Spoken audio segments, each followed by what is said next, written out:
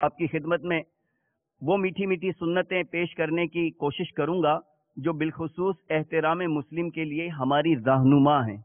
جن سنتوں پر ہمارا عمل ہے ان پر اللہ تعالیٰ کا شکر ادا کیجیے، الحمدللہ کہیے، اور جن پر عمل نہیں ہے ان کی نیت کر لیجئے کہ ان کے مطابق انشاءاللہ ہم بھی عمل کریں گے انشاءاللہ.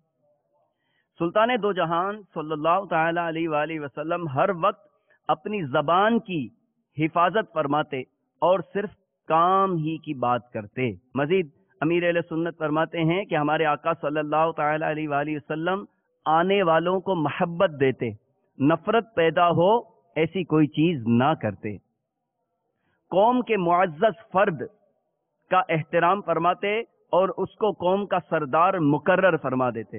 لوگوں کو اللہ عز و جل کے خوف کی تلقین فرماتے، اپنے آپ کو مخلوق کی ایذا رسانی سے بچاتے. یعنی کوئی ایسا کام نہیں کرتے تھے کہ جس سے لوگ آپ کو ایذا پہنچائے.